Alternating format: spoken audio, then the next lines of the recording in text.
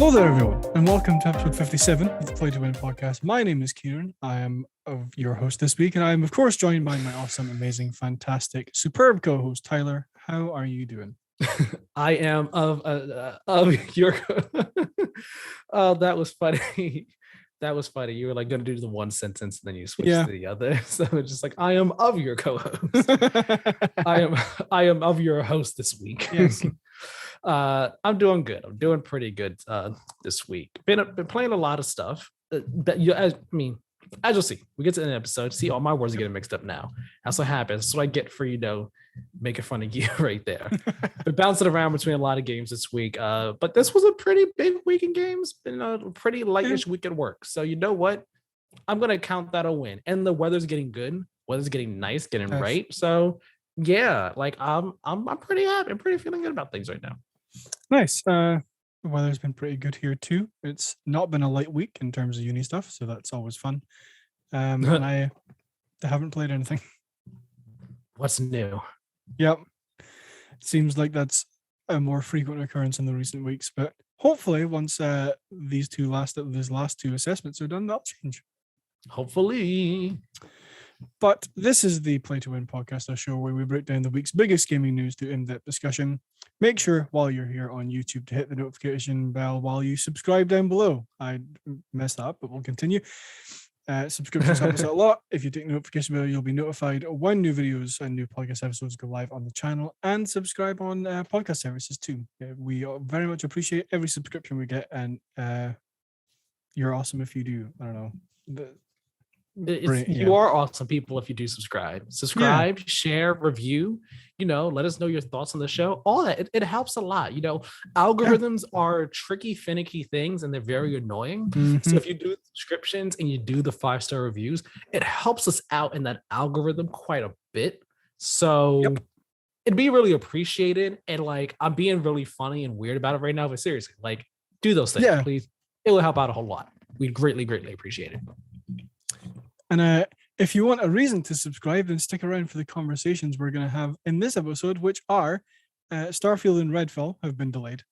FIFA and EA have split. We're going to talk about that in a bit. We also got some new Gotham Knights gameplay, first new gameplay year and a half. And we're going to talk about some April NPDs, which Tyler is going to take. Yeah, it's some interesting information in there. Nothing too crazy, but some interesting stuff in there. We'll have a little bit of fun with it. But we are going to move right on in to our first big topic. Well, honestly, I think the biggest topic we have to talk about in this episode, which is the news of the week, really. Yep, pretty much. Starfield and Redfall have both been delayed to the first half of 2023. Before we get into any quotes or anything like that, I just want to ask you, Tyler, how surprised were you by this? 50%. I want to say I was 50% surprised. Okay. Redfall, I 100% expected that delay. Yep. Starfield, half expected it. I could have seen it for this year, but at the same time I was like, I wouldn't be surprised if it happens for next year as well. So yeah, that's my top level thoughts on it. Yeah, I sure yours, like Redfall, not surprised in the slightest. Just not, but Starfield I am actually quite surprised at. But I'm going to read you the official Twitter statement from Bethesda announcing the delay. So, quote, "We've made the decision to delay the launches of Redfall and Starfield to the first half of 2023. The teams at Arcane Austin, Redfall, and Bethesda Game Studios, Starfield, have incredible ambition for their games, and we want to ensure that you receive the best, most polished versions of them. We want to thank everyone for their excitement for Redfall and Starfield. That energy is a huge part of what inspires all of us every day and drives our own excitement for what we are creating. We can't wait to share our first deep dive into gameplay for both Redfall and Starfield soon. Thank you for your support." Was the official announcement from the official Bethesda Twitter account. We then got a Bethesda Game Studios follow-up with a much shorter quote, just kind of adding something on, saying, quote, "We can't wait for you to play Starfield, but we need some more time. We're so thankful for all the support and encouragement, and are excited to show you the game soon." So You want to read the Well, Arcane Austin response too, real quick first? Yeah.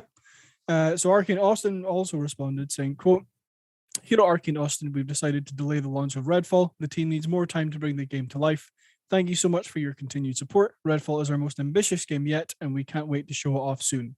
That was from Harvey Smith, who is the Redfall game director and the team at Arcane Austin. So I want to talk about Redfall first, because I feel like that's the smaller of the two things. So Redfall announced last year at the summer Xbox Game Showcase. Yes. We got a little bit of gameplay. There was no gameplay. It was just a CG trailer. Yeah. And I mean, like, it looked cool. I said at the time, I'm probably going to buy it. It's the easiest way to get me to buy a video game is to put vampires in it. So, yeah, like, I was looking forward to this game, and we've seen nothing from it. Like, all that's come out has been like leaked.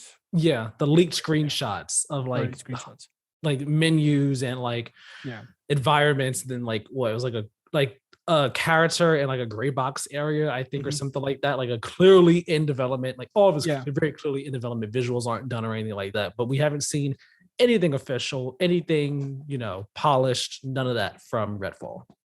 No, and I think that's why I mean, I think a lot of people either expected this game to get delayed or it was never going to come out like when they said it was to begin with, because it was announced for almost a year and we have seen nothing. So yeah, they said it was I remember they said summer, but I saw people throwing out the month September as the release month for the game, which maybe they did say September back last year, or maybe they said September sometime after. I just didn't remember, but I knew it was summertime. So sometime between end of June and end of September, the game was going to be coming out, supposedly.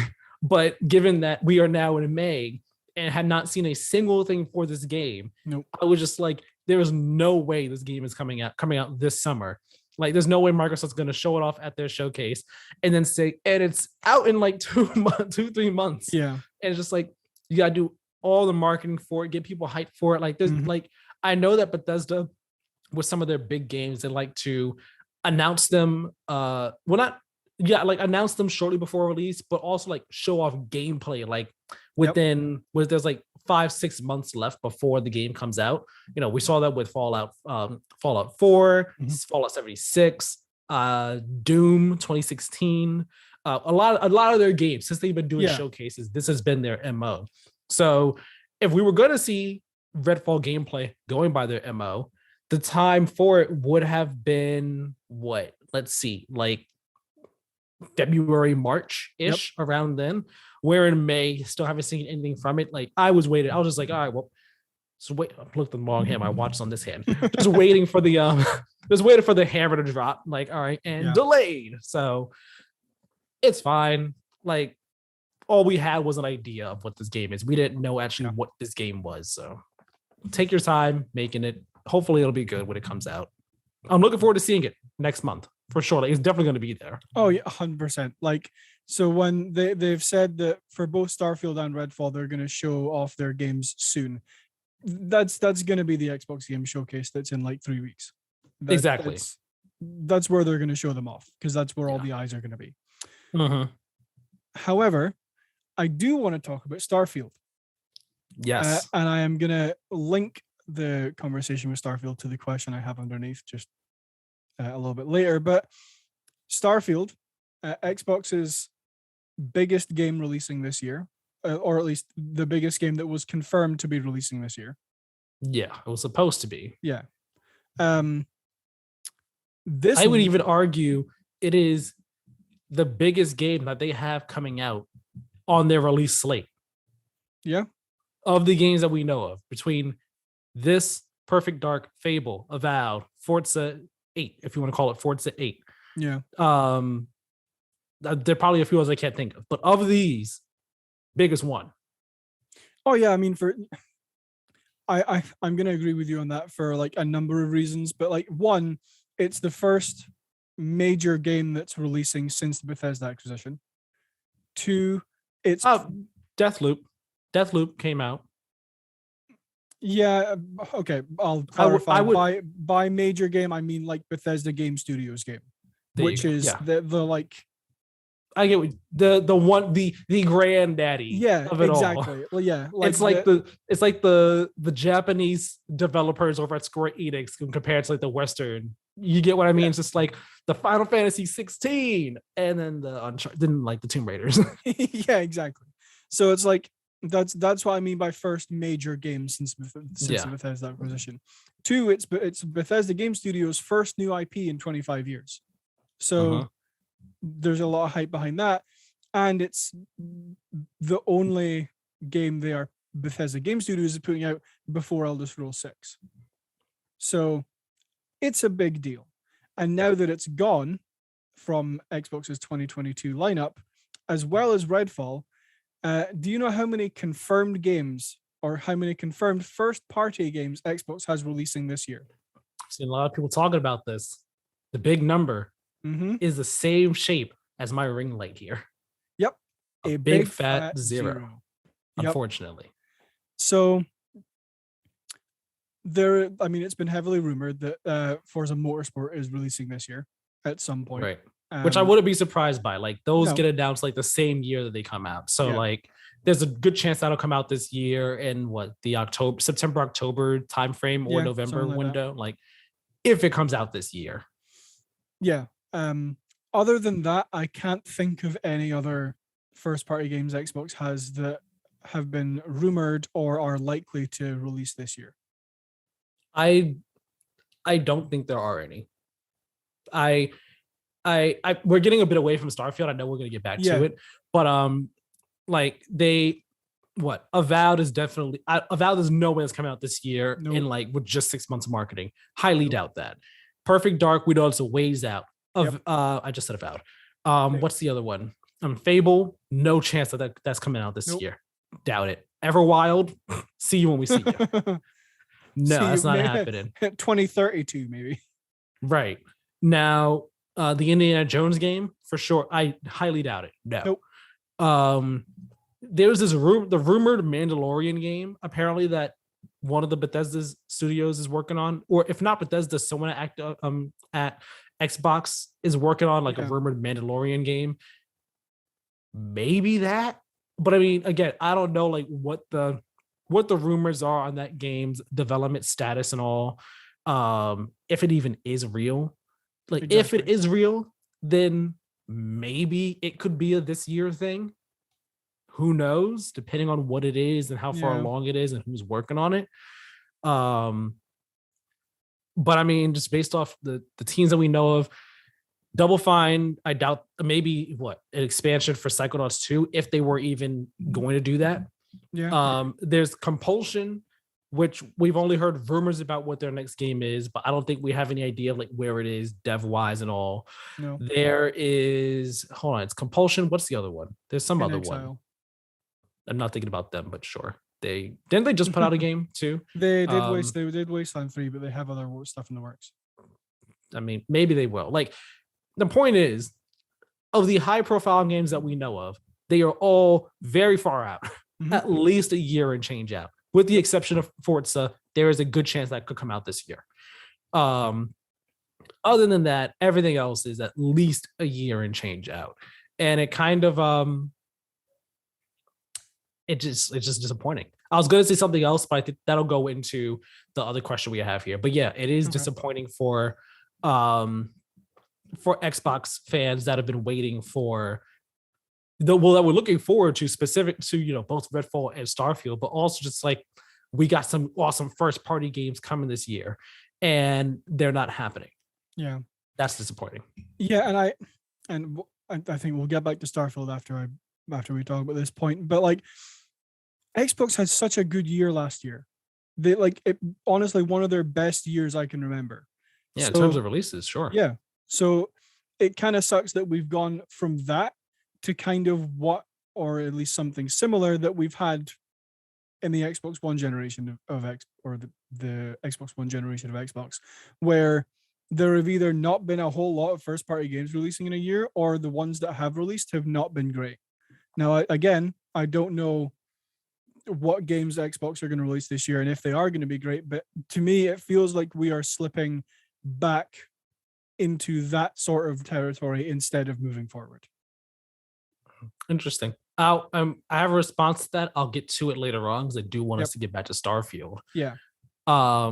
With Starfield, I want to say that like I said, I could have seen it happening, so I'm not that surprised by it. And the reason being, I said this on Twitter, is the fact that when they dropped that November 11th, 2022 release date out so far out, it's just like, sure, we'll see if that actually happens. Like, I'll believe it when it's like when we're a week away from release, like a day away from release. Like, it seemed like that was a release date. That was a move that was done just to generate excitement, to be like, hey, we just acquired Bethesda. Starfield is their next big game, and it's coming on this day. Get hyped. Yep. But like, we had to see anything from it up till now. To be expected. Yes, they've done the concept art. We've seen like tiny snippets of like the robot companion in engine in game and all. To be expected. We all figured we were going to be seeing the big blowout this June. That wasn't necessarily like any surprise or factor like, oh man, the game's going to get delayed or whatnot. So the fact that it's just like, yeah, we're delayed. It's just like, okay. I'm a bit surprised. Again, I'm a bit surprised because like they dropped that date. It's like that's a power move right there. You must be pretty confident to drop a date like that, a hyper specific date. No summer, no fall, just not even a year. No, we got the month, the day, and the year. Like y'all are confident to do that. Yep.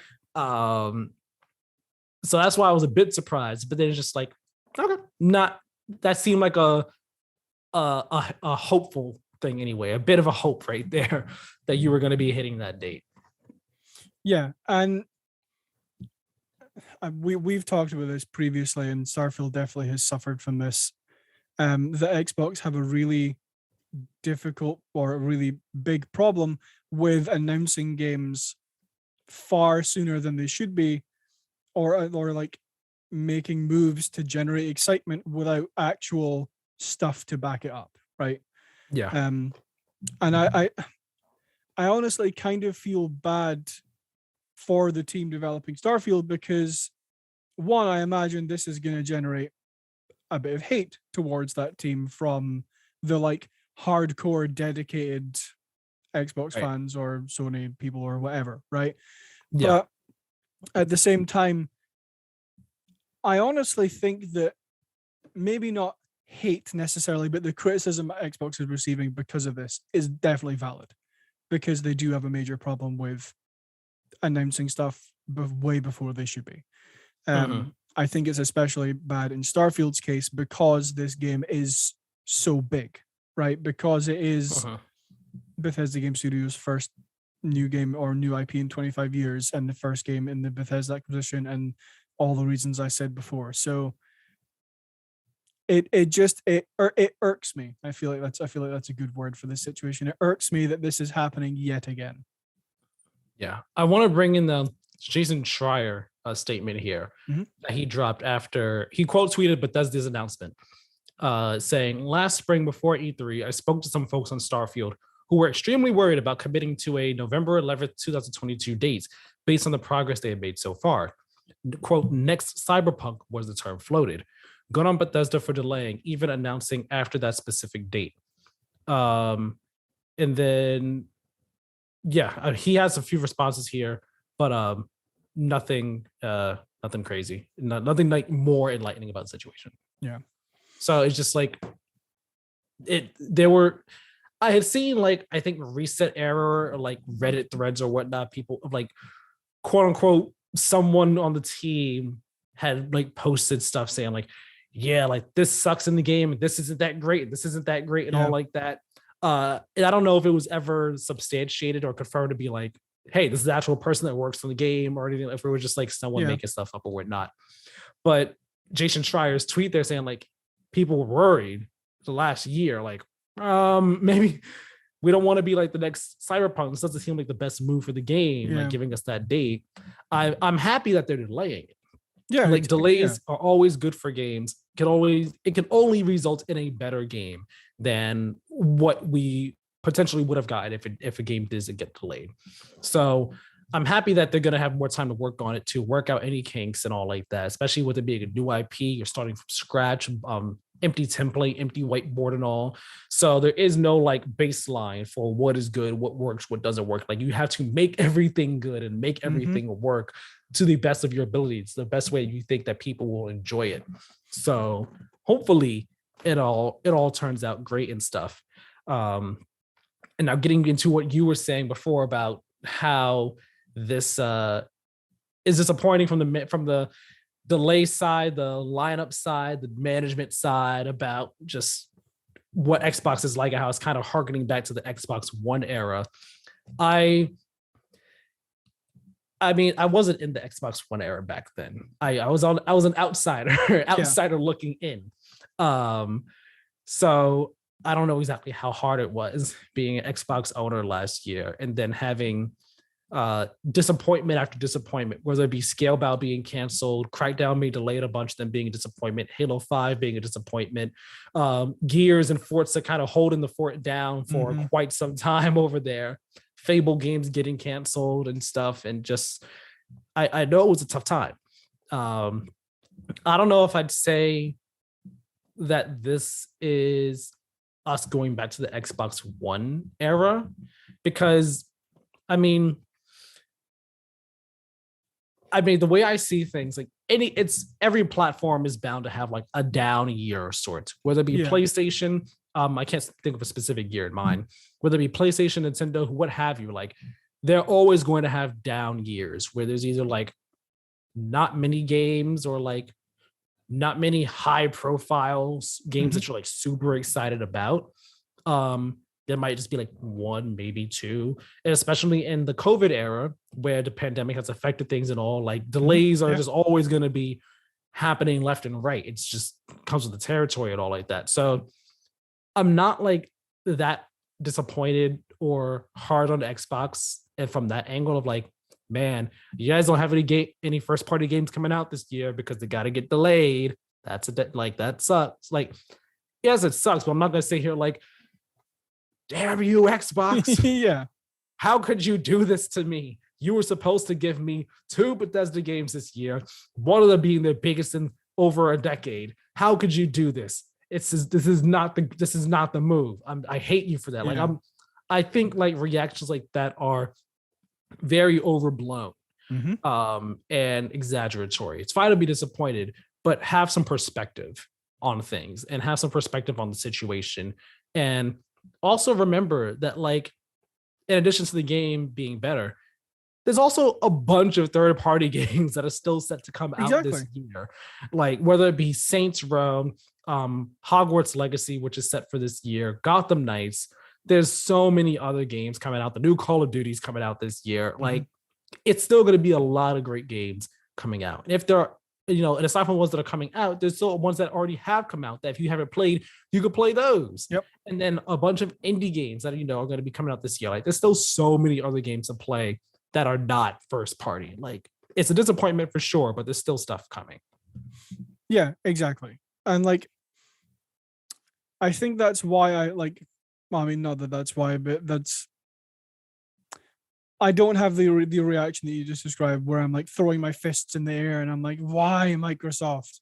But at the same time, as somebody who did suffer through the Xbox One generation and is skeptical, to put it lightly, of them falling back, like having a couple of good years and then falling back into that trap, this just makes me a little bit cautious.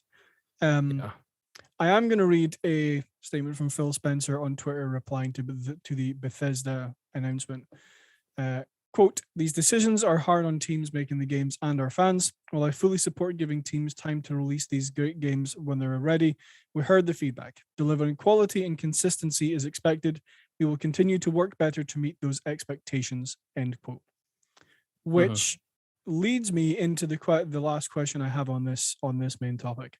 Is this another indication of Xbox's apparent management problems, where we have heard in recent months especially that Xbox liked to, or like we know from previously that Xbox like to take like a hands-off approach to studios they acquire, where they will say, we're giving you the resources and the money and all this kind of stuff, but we don't want to upset your culture or anything like that. So just do what you do best.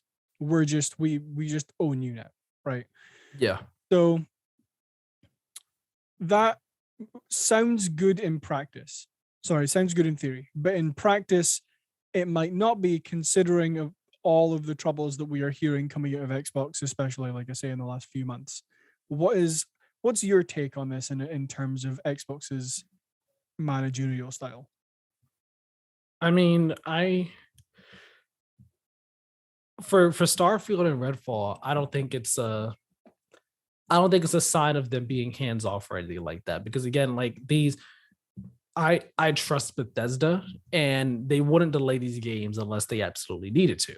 Mm-hmm. So I'm not worried about management from that side of things with these games.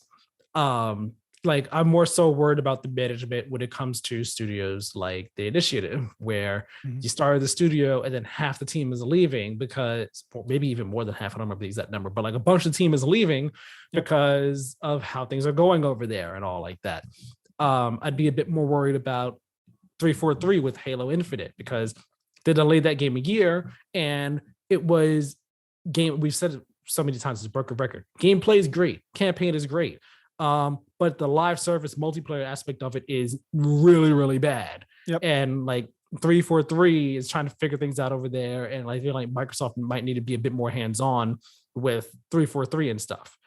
I think the management problem side of it comes into play when I think about how they have a bunch of studios now and they want to have a bunch more. They're about to have a bunch more with that division Blizzard, and a bunch more people coming with that, and they still want to get more studios. And they say, they want to have, what was it? They said they want to have like one first party game dropping every quarter or something like that.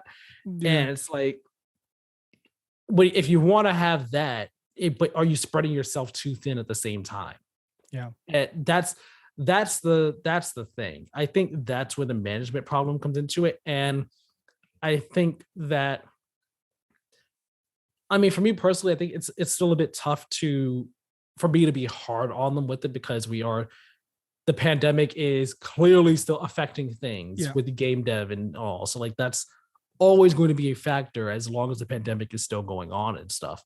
But I mean, I don't know. I feel like Xbox's management problems might play a hand in this, but at the same time, like I think it's more so that they want the game to be as best it can be. So they're willing to say we will have a down year, an off year, if it means that these two games can be the better versions of what they are now.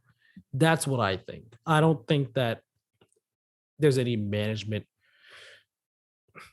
I don't think there's any management problems in terms of them being too hands off with the studios, but maybe just in terms of like, all right, you guys have a whole lot of teams. You got to manage when these games come out and stuff. Because let me say this. I think this would be a better way for me to frame it all. My management problems for Xbox, my worries with them are with Initiative, Everwild, Fable, games that we've heard about for a time, haven't really seen anything of. Hellblade, the game that was announced at the very start of the 2019. So I'm not seeing. We've seen a bit of gameplay for it, but we have no idea when this game is coming out or anything like that. That's where I'm more so worried about Xbox's management stuff. Not really with this, but it could crop up. We'll see. Yeah, I am of the same opinion of you that in terms of Redfall and Starfield, it's not tying into Xbox's apparent management problem, because the best thing for these games is to delay them.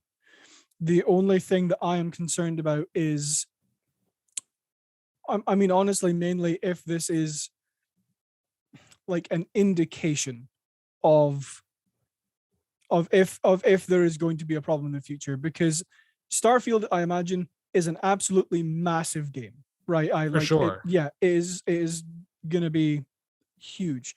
Don't quote me on this because I can't remember the exact thing off the top of my head, but I think they said something like one planet in Starfield could be like the entire size of Skyrim's map. I don't remember where. I don't know. I can't place that at all. Yeah. So Starfield, massive game. Redfall, still, I imagine not an easy game to develop, but at the same time, in nowhere near as big a scope as Starfield is. So I'm having a hard time in my head. I know exactly what I want to say, but I think I know the feeling. Yeah. So like in this situation, it's a little bit difficult for me because I am so torn on the two sides, where I do think that Xbox has a management problem with their studios, where people in fact, actually, hang on, let me see if I can find it, because somebody in the response to Phil Spencer's comment said something that I agree with. Here it is. A user K_Alex1 on Twitter replied to Phil Spencer's comment or statement saying, quote, "It's good you're addressing this, Phil, and it's better to delay than the release a game when it's not ready. But perception-wise, it really doesn't look like you guys have it really does seem like you guys have a management problem across your studios. Seems like a very laissez-faire, thank you, approach when people are not held accountable and regularly miss deadlines and deliverables. Doesn't seem to be any accountability or urgency. This part I don't know if I necessarily agree with 100%, but the last few years of Xbox have been some of the worst for first party. Last year was good, but needs consistency," which I think that actually kind of sums up how I feel about it, where there isn't a massive management problem in Xbox, but I think it's getting to that point. I think there needs to be more accountability for people or for studios who are missing deadlines. Yeah. I think you just reminded me of something I thought of this week. It goes back to the tire narrative, the age-old narrative for Xbox. And I saw people say it again this week of like, well, next year is going to be a banger year then. It's going to be an awesome year. And I've seen people say that, and in response to that, other people said, we said that last year, and we said that the year before. And that's been the narrative for Xbox for so long. And it's been waiting. We've been waiting to see the fruits of that for so long. And we kind of got a glimpse of that last year. But that wasn't really with their acquisitions. That was just in terms of like, oh, we got some cool games coming out. Yeah. Whether it be Halo, Forza, Psychonauts came out last year. If you want to count Deathloop, you can, but I wouldn't count it since that was in dev prior to acquisition. And then Flight Sim came to console. Cloud stuff happened as well. Game Pass was really kicking off last year. Like we saw some fruits of labor, but like when it comes to the acquisitions, we didn't really see too many fruits of that. And this is yet another year. This was going to be the year where we saw like the big fruit of the Bethesda acquisition. And now it's yet another year of, and we got to wait for more stuff. Yeah. Next year will be that year. Next year will be the year. So I think we really like that narrative needs to be shut down at a certain point. And like, we're still waiting for the narrative to be shut down, and it's not getting shut down yet. And that's why I kind of agree with that person, because I think I saw that same tweet as well. That person saying like, we need the quality and the consistency. And that's the thing, like the consistency isn't really there at all. No. And like this is the last thing I'll say on it, because I want to move on to other topics. But yes, of course. Like, I don't think the quality has been there for the longest time. Like, they have been absolutely improving over the last few years. Look at last year. It was like I honestly can't say anything bad about Xbox's first party lineup last year. It was very good.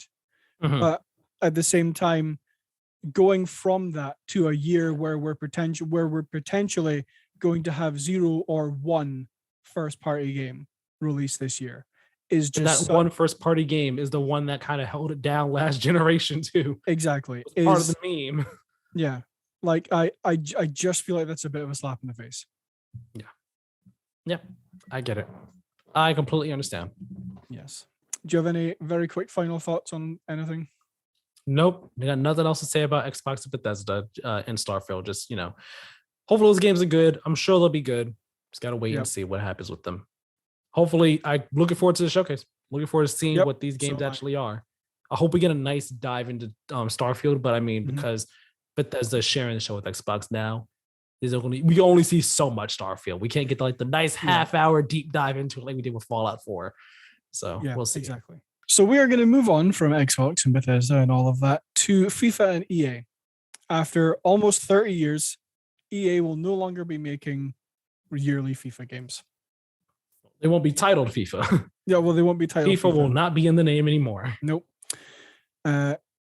Just some information before I go on to read some quotes. EA will now make football or soccer games under the name EA Sports FC. Several of the world's biggest football or soccer clubs, such as Liverpool FC and Real Madrid and more, have already shown support for EA's renamed franchise. FIFA 23 will still be published by EA and will arrive later this year. Thoughts? I got no thoughts because I don't care a lick about FIFA. Here's my thoughts on it. We kind of talked about this a bit briefly, either earlier this year or it was last year, I think it was. I remember where the thumbnails lined up. And when this was rumored that FIFA and EA were going to be splitting off because FIFA wanted a whole bunch of money and EA was like, we get nothing from this except the name, and we kind of want to do more fun things with the franchise. And we were just like, yeah, like it makes sense. FIFA just wants the money. If EA's like benefiting from it, then why would they? Literally all they get is just the FIFA name. Like they don't need to go to FIFA for the sports teams licensing or anything like that. Just the FIFA name.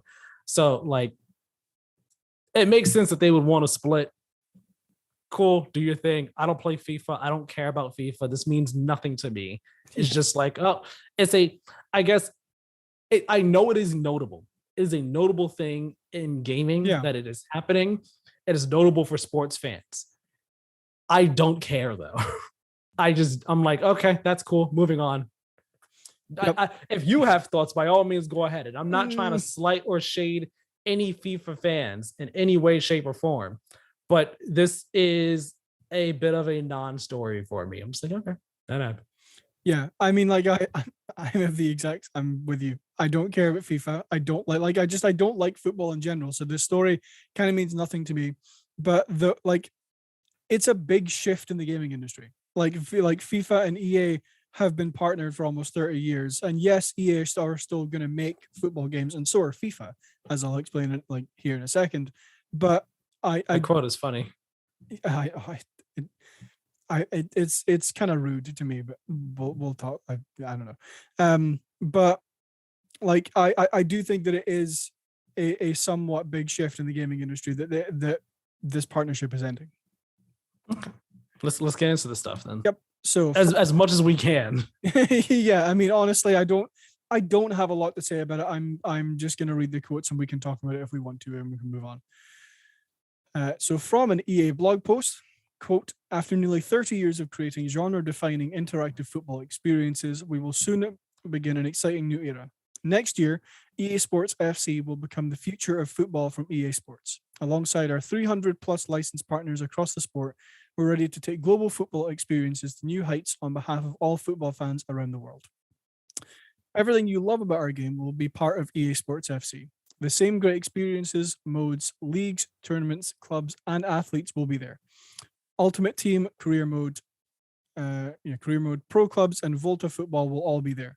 Our unique licensing portfolio of more than 19,000 players, 700 plus teams, 100 plus stadiums, and 30 leagues that we've continued to invest in for decades will still be there, uniquely in EA Sports FC. That includes exclusive partnerships with the Premier League, La Liga, Bundesliga, Series A, and the MLS, and more to come. End quote. FIFA will mention this before. FIFA will continue to make games with other partners. A quote from FIFA president Gianni Infantino. Quote, I can, and this is the one that's a little weird. Quote, I can assure you that the only authentic, real game that that has the FIFA name will be the best one available for gamers and football fans. The FIFA name is the only global original titles: FIFA 23, FIFA 24, FIFA 25, and FIFA 26, and so on. The constant in the FIFA name, and it will remain forever and remain the best. The interactive gaming and esports sector is on a path of unrivaled growth and diversification. FIFA's strategy is to ensure we can make the most of all future options and ensure a wide range of products and opportunities for gamers, fans, member associations, and partners. End quote. Like that quote reads like a little presumptuous to me. It's like, we're the best. Yeah. The FIFA name is and always will be the best going forward because it is the FIFA name. Because FIFA is there, it will be the best. Yep. Don't ignore the fact that EA were the ones making the games that had the FIFA name on it, making it the best. Because it had the FIFA name, that's why it was the best. And that's why it will remain the best. No matter who's making that game, FIFA will be the best. Not this FC stuff made by the people who made FIFA what it is today. Yep. Yeah, like, I mean, I don't know if it's just because of his phrasing or if like or if he was genuinely like, no, the only reason those games were good because it had the FIFA name on it. They were the only authentic, real ones out there. Those were the ones that did the thing. Anyone else that didn't have FIFA was not authentic or real. It will never be as good as the now fake ones will not be as good as the future real ones. Just Jesus Christ, dude. Yeah. A very presumptuous quote for sure. That I forgot about that quote. Good laugh. Yep. That was a good laugh came out of this conversation right here. Yeah. To say that much. Yep. I mean, we're probably just gonna move on. Like, I mean, like we say, neither of us care about FIFA. We don't like. I don't know if you like football in general. I certainly don't. I don't watch it.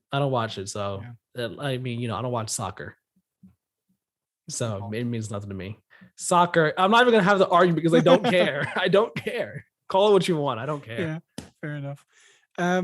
Okay, we got some new Gotham Knights gameplay. We did. A new 13-minute segment of gameplay was shown for Gotham Knights. Xbox One and PS4 versions of Gotham Knights have been cancelled and is now current gen and PC only. And the gameplay primarily shows off Nightwing gameplay as well as some Red Hood gameplay. It shows off some co-op stuff with the two of them. Yep. It starts off like co-op for the two of them, and then it transitions to some Red Hood stuff, then some Nightwing stuff, then back to some Red Hood in the same scenario as Nightwing. It's, I mean, would you want me to go first on this? Sure, yeah. Okay, so here's the thing. It's the first time we're seeing the game since August of 2020. That was where we first got our look at gameplay out. I think that was like during DC's fandom. It was. Yeah, because the initial announcement trailer had come like before that, I think. And that was the first time we saw gameplay, or the announcement trailer was the exact same day. I don't remember the timeline, but gameplay was at the fandom, in the dome. And it seemed cool. Then we saw Batgirl. She was working alongside Robin. And they were going to fight Mr. Freeze and all. It was cool gameplay. Cool little snippet that we saw. Visually, looked cool. That was when we kind of saw, okay, it's not like the classic Arkham gameplay. And it has like, clearly it's going to have a bit of like some action RPG type elements to it. So it's like abilities, and we see numbers, damage numbers flying off enemies. It's like, oh, okay, it's gonna be like that type of game. But it looked pretty good. This, I'm sorry, I have hope for the game, but it looks like a downgrade. I'm like, visually, it looks like a downgrade. If you don't remember what the game looked like before, I promise you, just go back and watch that gameplay from 2020 with Batgirl and Robin. You can watch just a little bit of it. And it's kind of very clearly a visual downgrade of sorts. And on top of that, gameplay wise, it looks like a downgrade too. Like, this gameplay doesn't look anywhere near as smooth or fluid as it did before. That could be because of the characters. It could be because of the person playing. But this just looked more like a pat, pat, pat, pat, pat, pat. Like, it didn't look as fluid. It looked more sticky and bouncy. And I mean, like I said, Nightwing, he kind of bounces off people and everything like that, bounces around the field. But it just didn't look as good as what came before, as what we had before.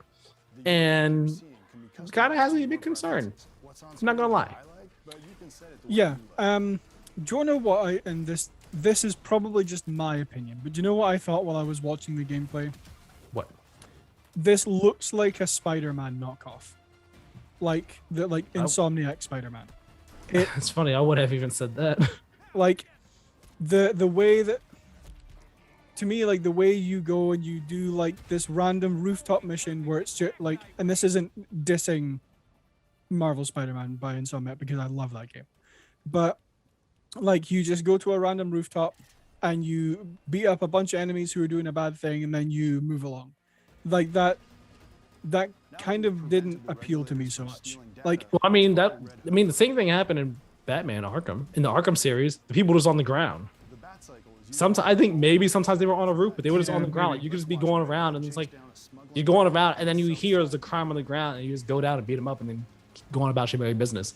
The same thing in Arkham. You just change the placement of where it is. It's been years since I played that game, so I can't even remember. No, that was the same thing in Arkham. That's same thing. Just seems like the placement has changed. Like for me, it's just it just doesn't look as good as it did before.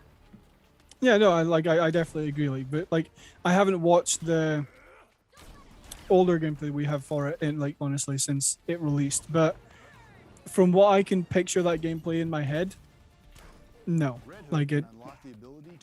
I'm definitely not as excited for this game as I was.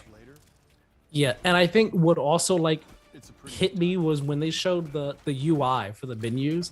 Like the UI looks kind of bland. It looks bland. Yep. It's just not that good. Like seeing I saw some people say it looked like a mobile game UI.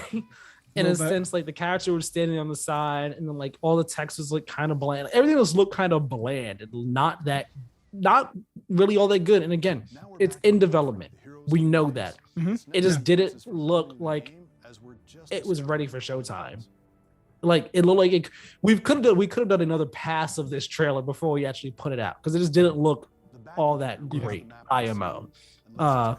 Also, I think it's pretty funny how like Jason Todd looks like a freaking linebacker. He's just like, yeah. Like he doesn't sound like one, but he just looks like one. Just like, oh man, you are buff. You are buffed out. Dear Lord. Just walked off the set of Gears of War out here, kind of, sort of. Yeah, like I just don't think the game looks that good anymore, and it's a real disappointment because after watching the Mr. Freeze gameplay that we got, I was really excited for this game. It looked really cool. I was really excited for it, and now it's just kind of like this. Just kind of looks like your generic beat 'em up co-op game, in my opinion. Yeah, I was excited for it, and like I was also disappointed when we see that there's the crafting and the different gear and stuff, and I was just like, I mean, the different gear, maybe you kind of could have expected it, but just like I guess the way that they have it implemented from what we saw, and then crafting too, is just like, why are we adding these layers onto the game? Doesn't necessarily need it. Why are we doing this to add more quote unquote depth to the game, to make it a deeper, more complex experience? Like, do we really need that at all? And I get this is not the Arkham games, but like the comparisons are going to naturally be made of sorts. Yeah, of course. Of course. Sorry. And like those games never needed gear, never needed crafting. I don't get why we would implement something into a game that doesn't seem like it would actually need it. Yeah. You get what I mean? Yeah, and I think to me that comes across as like, this is what everyone else is doing in these types of games. We're going to add this as well because it adds, like you say, like some semblance of depth to it, when in actuality, it doesn't need it. Like you say, I mean, like I said, I haven't played the Arkham games in ages, but from what I remember of them, I really enjoyed them. And they didn't include crafting, anything like that they've seemed to have added into this game just to pad it out. Yeah. Now, I mean, it'd be different if it was like, oh, you have your suit. You can level up your suit by like, like either experience points or skill points or something like that. Like, oh, you have this many skill points. You could upgrade your suit. That way, you can take more damage, deal more damage, that type of thing. Yeah. And I mean, by your suit, I mean like just your one suit, and your one suit has, I don't know, let's just start over like 10 levels to it, right? And you make it stronger and better as this game goes on and stuff. That'd be one thing. They're like, okay, cool, add some depth to it, or like if you want to call it depth to it, so it's not Yeah. just like that straightforward an experience. I feel like that would be better than the crafting, and we got all these different types of gear and stuff, and then that just like, I feel like that dilutes the experience and makes it more just like, I guess you could say, like you kind of said, like generic in a sense, like everyone else is doing it, let's do it here too, and it doesn't really need that. Exactly. And I'll have gameplay layered over when we were talking about this, but I'm just not nearly as excited for this game as I was. Yeah, I'm not. I'm hoping that it ends up being a good game. I still have hope for it, but Yeah, exactly. And you know what? That reminds me. I want to bring this back to the Xbox thing real quick. I promise this ties in. The strategy now after Xbox delayed Starfield and Redfall. I saw some people wondering what are they going to do now this year. The move now this year is going to be, in my eyes, double down hard on Game Pass, just like they did when Halo got delayed. They shifted the strategy to backwards compatibility in Game Pass. Mm-hmm. This year, you can't do backwards compatibility anymore because the program is over. Double down now on Xbox Game Pass day one releases. Yep. And I saw some people mention, like, all right, what are games that they could get? Could they get Saints Row as a Game Pass day one release? Not Hogwarts or Call of Duty, because those have like PlayStation marketing branding associated with them. Yep. Could Gotham Knights be a day one Game Pass release? What do you think? Do you think that this would be a good day one Game Pass release for Xbox? I mean, obviously, any like big AAA, high profile game they get in Game Pass day one is going to be good marketing for them. But yeah, so like on that level, I think it would be. Yeah, but I also think that they need to be selective in what games they add in to Game Pass day one, so that it's not just, we're adding where they're trying to add every single big third-party game that's releasing in Game Pass day one to get the most subscribers. I think they have to be more selective and say, what are the games that people are most looking forward to that it is still feasible for us to get in Game Pass.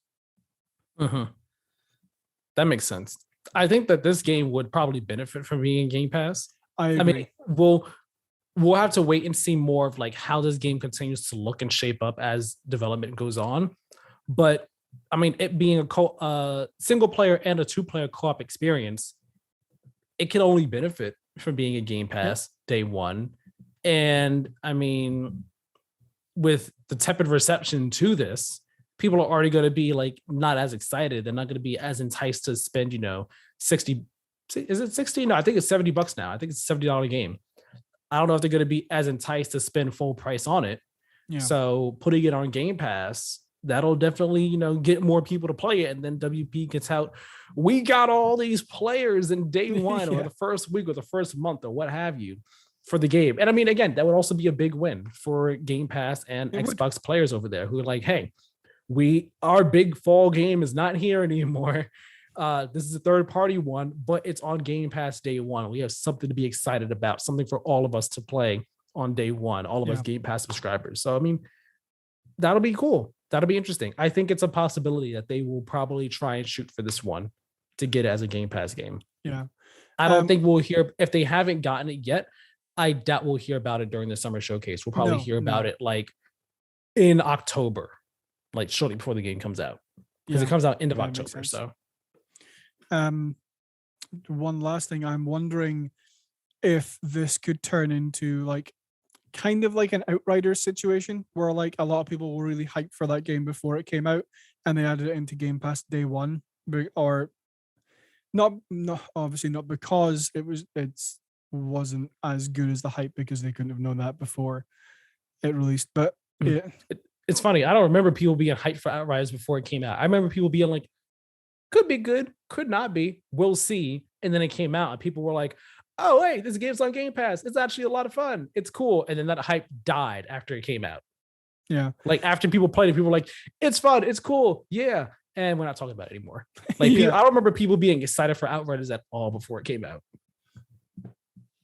I might be wrong, but I'm sure I'm sure I saw a lot of people being not like super amazingly hyped for the game, but I saw a lot of talk about it before release and a lot of people saying it looked fun. And I'm wondering if this is going to fall in the same situation where like it's not that great when it comes out, but because it's in Game Pass day one, a lot of people get on it. Yeah. There was also the fact that when Outriders came out, there really weren't that many games out at the time too. Yeah. So fair. people were looking for like a new thing to play. And they were like, oh, okay, this is actually fairly fun to play with friends. Not that bad. Yeah.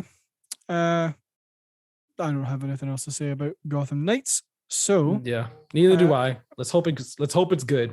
Clean it up, guys. Take your time working on it. Yep. So Tyler, talk us through April's NPDs. April's NPDs.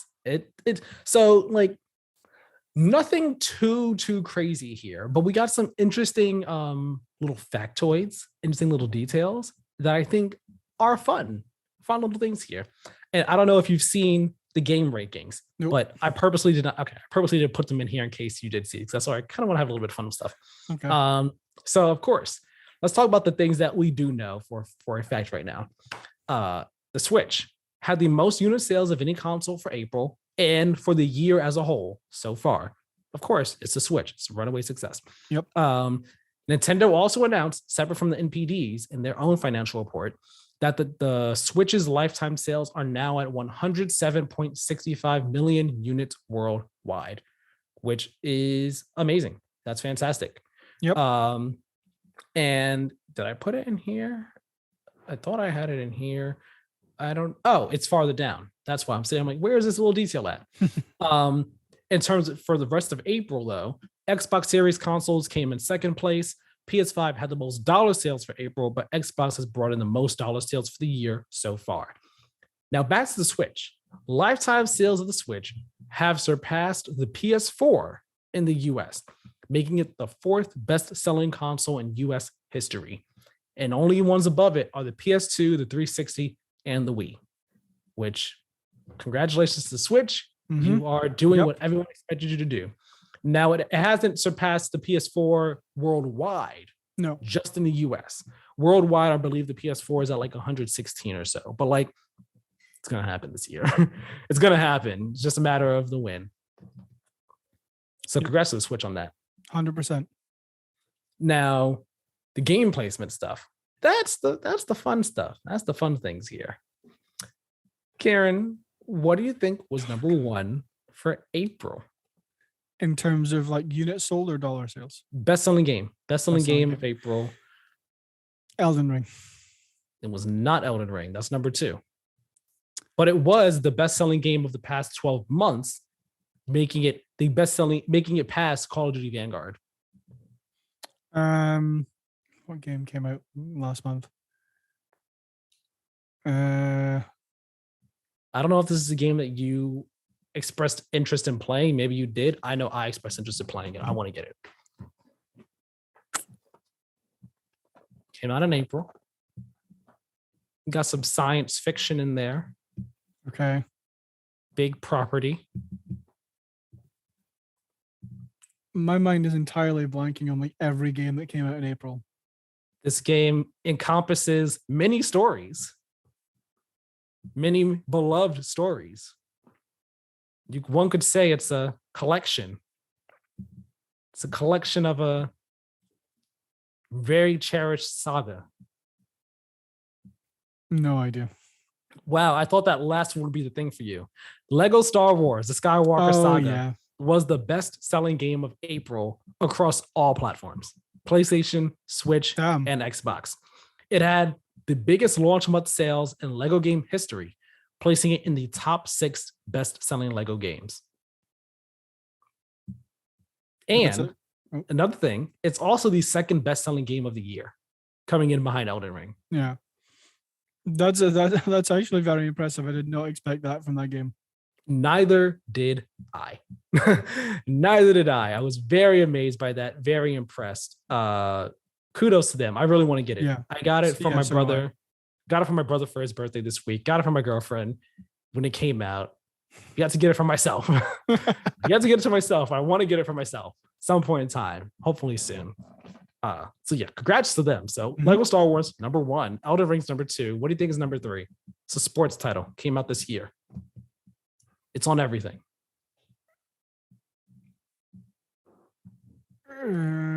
Sport. I don't pay. It's on Game Pass. Oh, MLB The Show. There you go. Number 3. Number 4. This is on one platform. You and I both want to play it. I'm very excited about this game. This is the next game I'm going to get for myself for a fact. Kirby. Yes, Kirby's at number 4, down from number 3, but it's at number 4. That and MLB swapped places for the month. Okay. Number 5. This is a new game. Came out in April. This is also a sports game. There's mini sports in this game. The Nintendo Switch Sports. Yep, number 5. Good for the Nintendo Switch Sports. I do want to get that. I'll probably get that a bit down the road though. Same. Number 6 is Vanguard. Number 7 is Forza. I mean, not Forza. Well, I don't even know why I said Forza because it's not even in the top 20. So I don't know why I said Forza. I have an idea as to why I said it. It spoils the next 2 though if I say why. Number 7 is Horizon. Number 8. Okay. Number 8 is, it also has 8 in the title for number 8 here.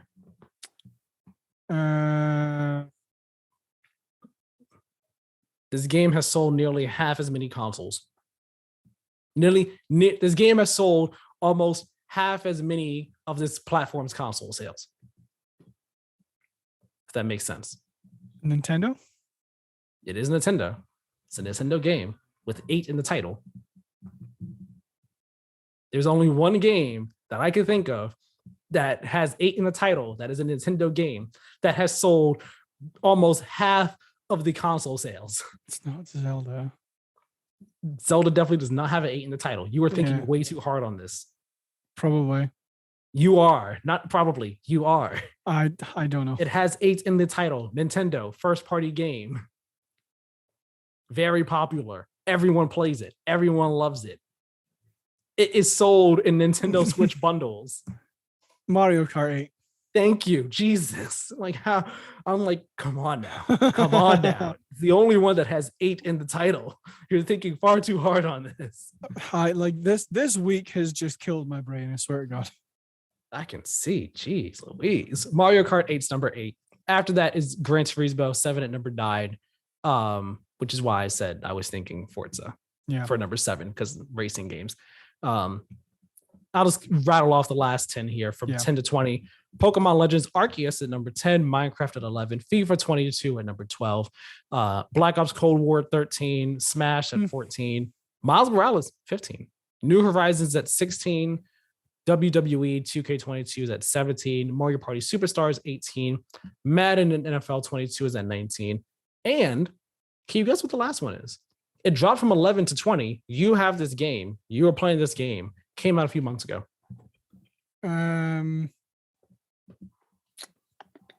It came out this year. Like I said, it came out a few months ago. You have it. You've been playing it. You've talked about it on the show a couple times. Wonderland's number 20. Yeah. Down from number 11. It was number 11 for the month of March. Yep. Also, Kirby, Nintendo announced, sold 2.1 million units in 2 weeks. Damn, that big props to the team that developed Kirby. That's actually really good.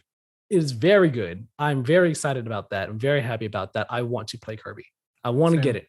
I told you from when I played the demo, I was in love with it. I want to just play more Kirby after. I was disappointed I couldn't. So I'm getting myself that game sometime soon. Hope maybe next week. I'll see. If not next week, then like next month. Depends on what money looks like. Money is the reason why I'm waiting on that game. Yeah. Okay. I think that's going to wrap up all our main news topics. Yep, that does. Yep. NPDs, fun and month for NPDs and all. I'm trying to think if I have anything else to say about Starfield and Redfall being delayed. I don't think I do. I can't stress enough. I want those games to be great. I'm sure they'll be great. Yeah. The devs need to take all the time they need. It definitely is a big hit to Microsoft's release schedule for this year, though. Yeah. Their heavy hitters is not there.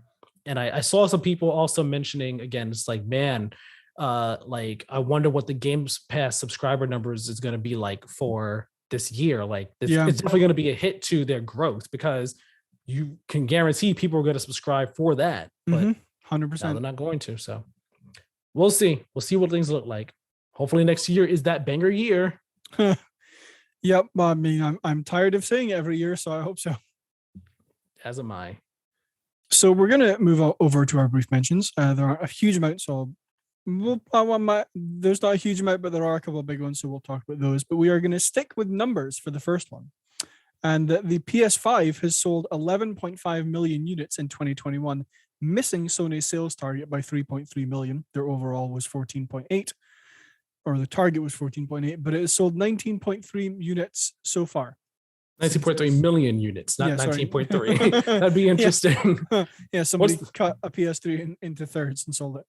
I was about to say, what would like even a 0.3 of a PS5 be? Is it going to be like, here are your faceplates?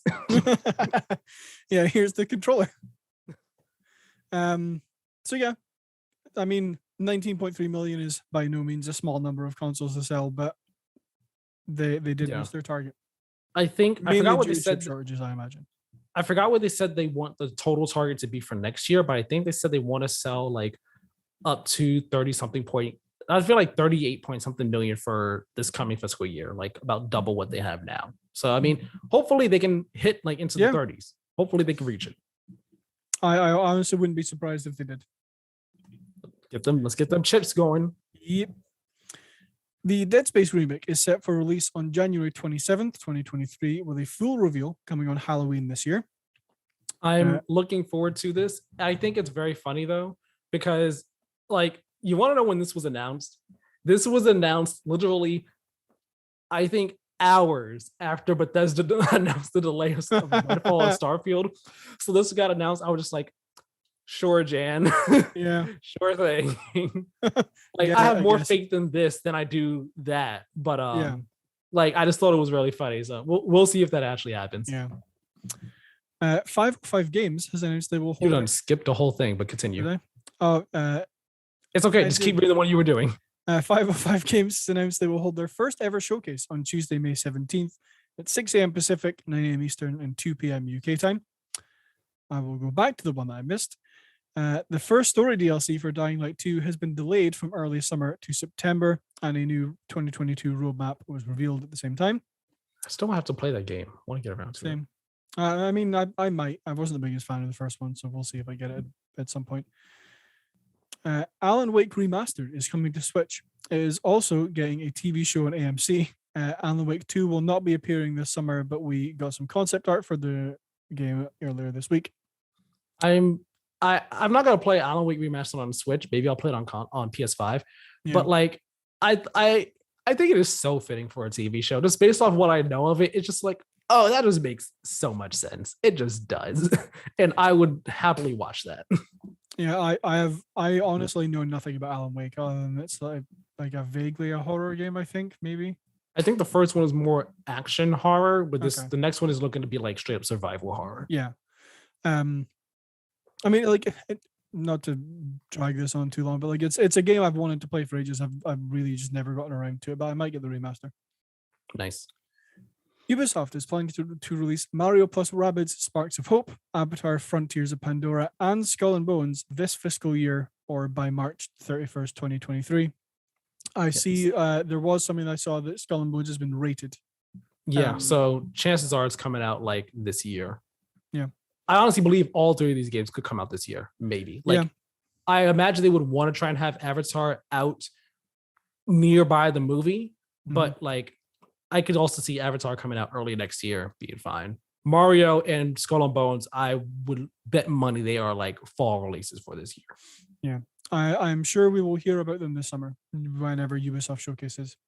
Yeah, whenever they probably might do like more than one, because they did more than one like before. So. Yeah.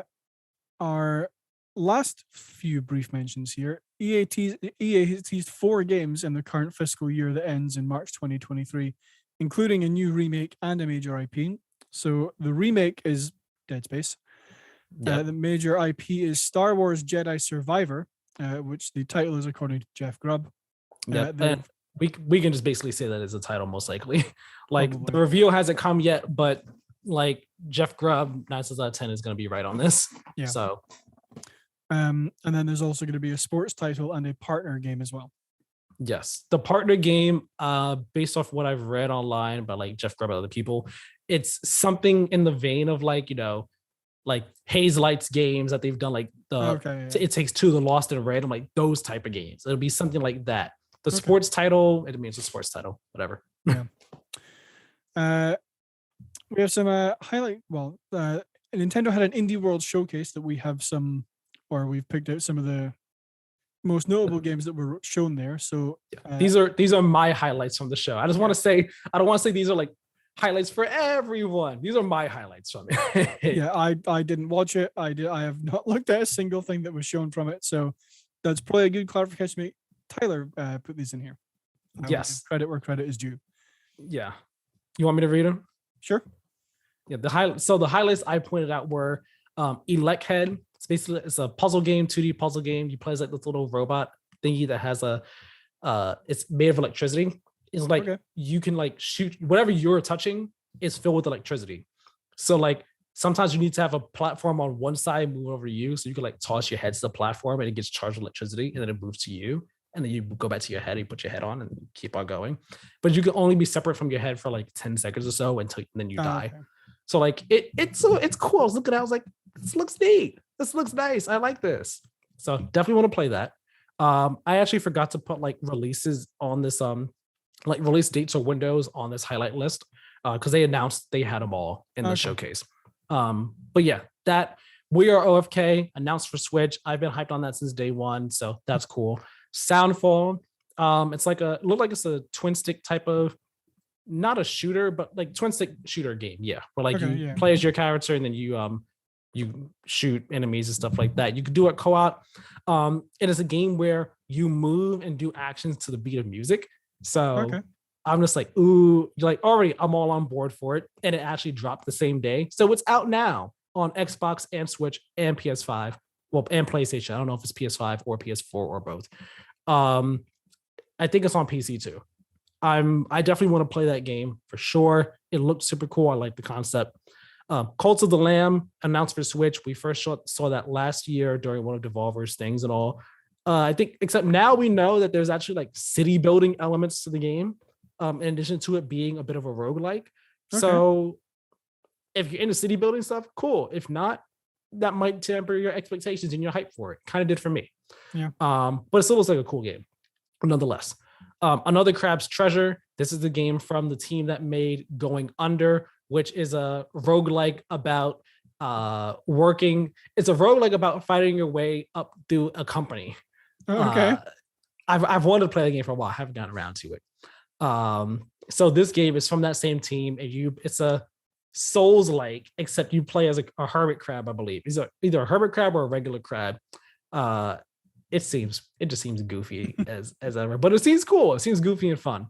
And then Gunbrella. That's a pixel art 2D game. I believe it has like some noir elements to it, and your weapon is the title weapon, a gunbrella. It's an umbrella that shoots. Kind of reminds me of Kingsman. That's what I was about to say. Like, think of the umbrella from Kingsman, except it actually shoots bullets and stuff. It seems cool. That's coming next year. So those are some of the highlights that I grabbed from the show. Nice. I probably will go and check out some of the trailers because some of those sound pretty cool. They all are cool. Concept art from a potential new Silent Hill game leaked this week on Twitter, which was almost immediately taken down by the copyright holder, leading a lot of people to believe that it's actually true. So, yep, you can probably find the art on other sites. Like I was reading threads on Recent Era that had the art in it still. I know there's a Kotaku article that talks about it that has the art in the article. So like if you go on the internet, you can find this art somewhere. But yeah, just more fuel to the fire.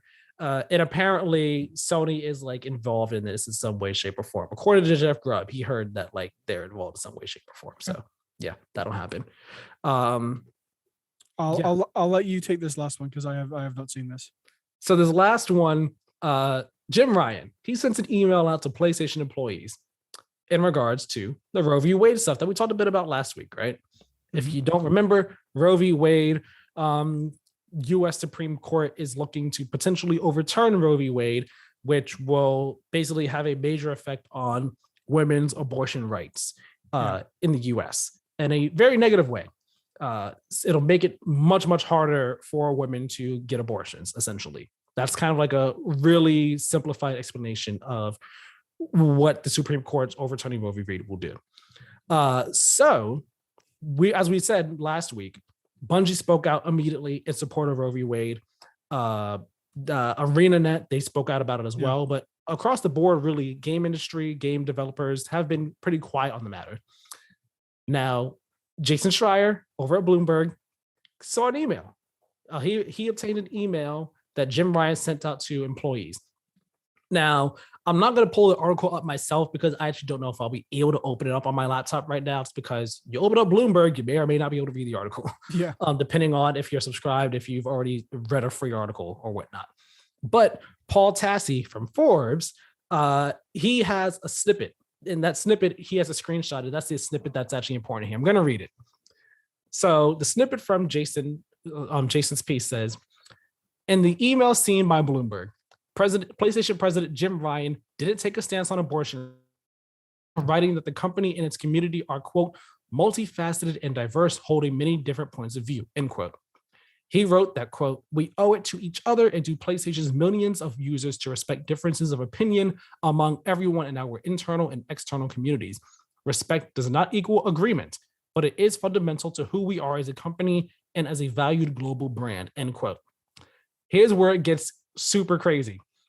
Ryan then went on to write that he, quote, would like to share something lighthearted to help inspire everyone to be mindful of having balance, and that can help ease the stress of uncertain world events, end quote.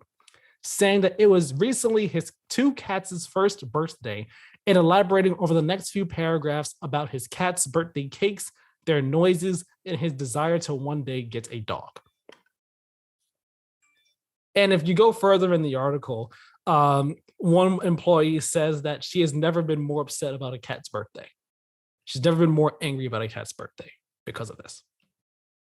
So I read that. What? And I was just like, sir, what? Oh yeah, I forgot. Also, Jason Schreier, in his tweet about this, he says he has a little bit of extra added stuff here saying, Jim Ryan's email seen by Bloomberg News does not take a stance on Roe v. Wade or abortion rights, but does declare, quote, that dogs really are man's best friend. They know their place and perform useful functions like biting burglars and chasing balls that you throw for them, end quote. To which I say, what? Like, as I said on Twitter, this sounds like when you start a conversation with an older relative about one topic and they take it in a completely different and unexpected direction. So all you could do is nod along with them in discomfort. Or as Paul Tassi said, a rare look at what might happen if Michael Scott from The Office ran a major video game brand. Because what even is this? There is no defending this. There's no spin on this. Like, why are we talking about cats and dogs? Yeah. And, like, what? It's befuddling, to say the very least. It's absolutely befuddling. Yeah, like I genuinely don't know what he must have been thinking when he wrote this email. Neither do I. And this also happened the same day as the Starfield thing. Like, Thursday was just a crazy day for all types of game news. It was just like one thing after another, after another, after another. So I'm looking at some of the replies to this. This tweet, and Paul Tassi has a picture of The Office with a quote from Michael Scott. Oh, yeah. I know everyone is stressed right now, especially you ladies, but have you thought about getting a dog? They're great. Yeah, that's not a quote from Michael. He just kind of put that over there. Oh, okay. No, yeah. Like, that's the thing. It sounds like something he would say. It's just, it does. It like I'm just like, I read it, I'm just like, what are you doing, Jim Ryan? That's just so, and I get your heart might have been in the right place with saying, you want to try and share something lighthearted. I understand that. And I understand, like, when he's saying, oh, we're like,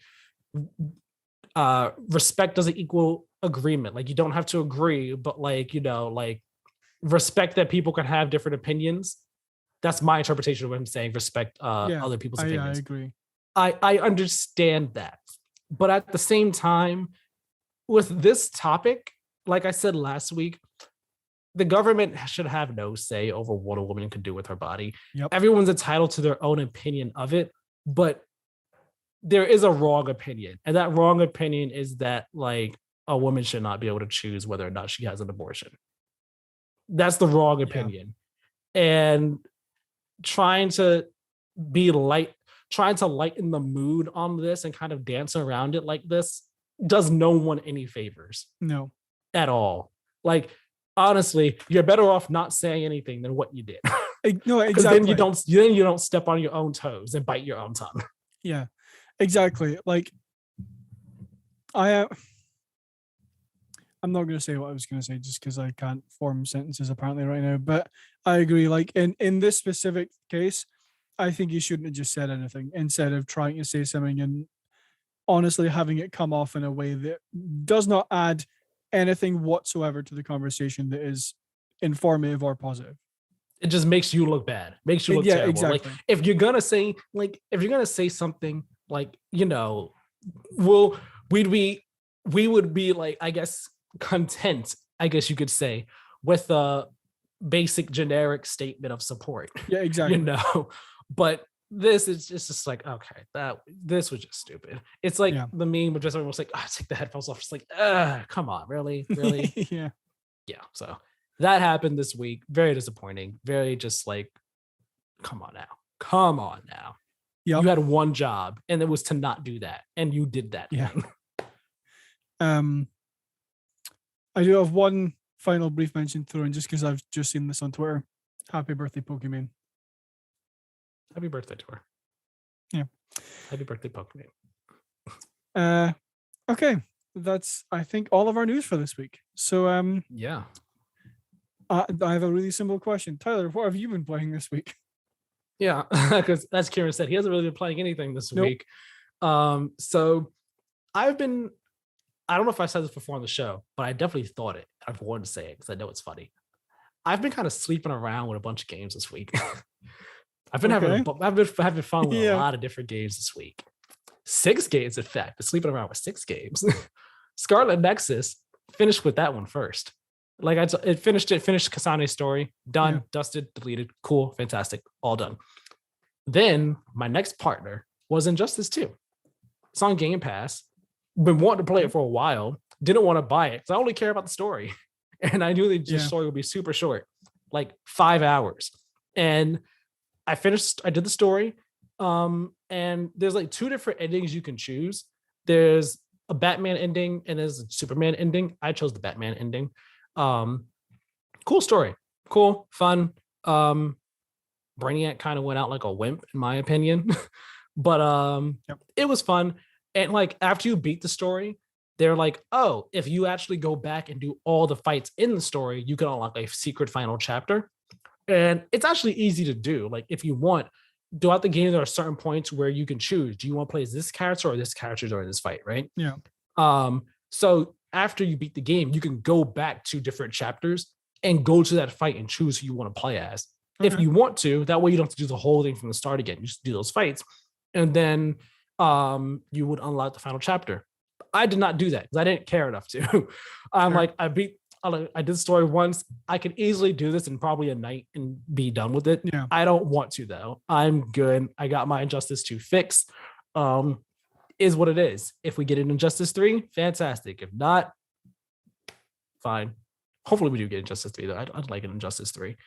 But I enjoyed it. I enjoyed my time with Injustice 2. It's been a while since I liked the first one a whole lot. My mains in the first one were Aquaman, the Nightwing, and the Flash. So this one I had to remember, oh yeah, Injustice. The fighting in this game is more like combo, move memorization based and everything that. So I had to get myself back into that mindset. But it was cool. It was pretty fun from start to finish. Nice. So I finished with Injustice 2 Monday night, I think, or Tuesday night. I forgot what night it was. But basically, I was like, all right, Injustice 2, we've had our fun. Let me clean myself up and move on to my next partner, that being my friend Pedro. Little indie game. It's been out for a while. Yeah. And it's basically, people might have seen this one. It's basically kind of like John Wick, the game. Yeah, that's the game I'm thinking of. like you're dual wielding guns and doing flips and all. You have like the Yeah. banana friend who talks to you and everything. You do go in slow motion.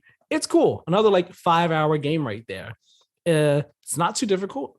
It's pretty. I mean, there are difficulties you could choose, but even on normal difficulty, not that difficult. Fairly easy. It was like just a cool time for me to just turn my brain off, just turn the brain off and just jump, flip, and shoot people in slow motion and just have a absolute blast with it. Just it was cool. Nice. Fun time. There is some replay value to it if you want to like max out your score and stuff and try to do things without taking damage, try and be as cool as possible. But I was like, I don't care. I just want to go to the game. It was a fun time. Fun time right there. So that's with her. That's my third partner right there. I said, all right, we're on to number 4.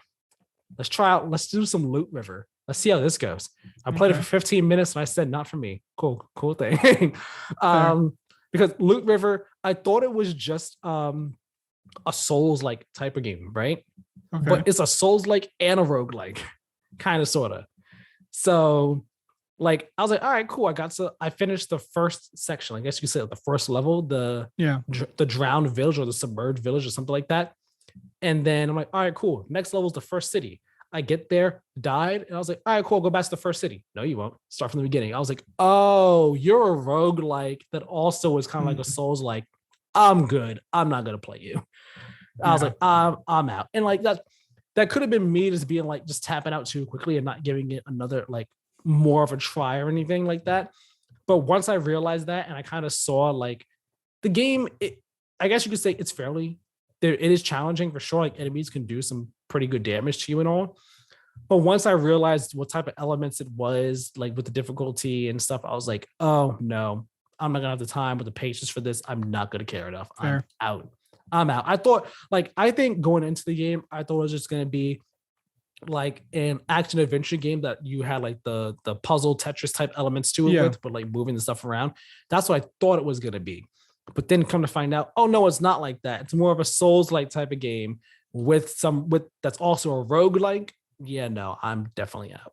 But I could see other people might like it. Just wasn't for me. So that was a speed date. A little speed date right there. I said, ooh, actually, I was like, hey, Loot River, you look nice from distance. Got up front. Actually, you know what? Not my type. I'm going to go try out someone else instead. I'm going to go try and have some fun with someone else. Who was that someone else? Trek to Yomi. Had some fun with that as well. Nearly beat it. That game was also fairly short. I am on chapter 4 of the game. I don't know how many there are in it, but I would guess there's like 6, maybe 7. Just when you go to the pause menu, you can see what chapter you're on. And it's kind of placed in like a straight, like vertical column. And chapter 3 is like halfway down that column. So chapter 4, I'm like, all right, I guess there's like 6, maybe 7 in the game. But Trek to Yomi. The story premise for this, it's that, you are a samurai and you, without getting too spoilery, because I mean, it's tough for me to say like what is a spoiler or what's not because of what the premise of the game is. But basically you're a samurai and you end up dying and you're trying to get back to the land of the living to defeat the person who killed you because he attacked your home and killed a bunch of people that were there. And you want to get back to the land of the living. That's as much as I'll say without getting too spoilery, I guess. And even that's a bit spoilery because that doesn't happen until like literally chapter 3. Like if you finish chapter 3, then that's when that happens. When you end up in this underworld going to Yomi, which I believe is kind of like your way out the underworld, I think. So the story, I like it. I don't want to say it's like super great. It's good. It's a good story. I'm really enjoying the presentation. It's like, black and white with the film grain on it. In the style of the older samurai type films and all like that. Those older classic black and white samurai films. Really love this presentation. Really love the aesthetic. And it's all Japanese voice acting. There is no English voices, all Japanese voice acting, English subtitles, which really get you more immersed and invested in the story and the world. And I'm loving it. I'm super down with it. So, like I have no problem reading subs with Japanese audio as an anime fan. I got no problem with it. I'm cool. I'm like, all right, Yeah. we're doing this. Awesome. I'm really enjoying it. The gameplay is where the game falters though, because so and, it's a 2.5D game, just going side scrolling and stuff. There is some like light exploration you can do, like when you're going, through levels and everything. Like there might be like here's a little room over here. Here's an empty building in here. You can like step into. Yeah, here's a collectible you can get from it. What does a collectible do for you? Nothing. It's just a collectible, just to have it. There might be like an arrow you could pick up for your bow and arrow, or like a kunai you could pick up to use for your kunai in combat and all like that. There might be an enemy in the room that you have to kill first before you can get the collectible, but like very light exploration, which again, not a bad thing. I'm just saying there's something else that's there. But where things kind of really falter more so is with the combat itself.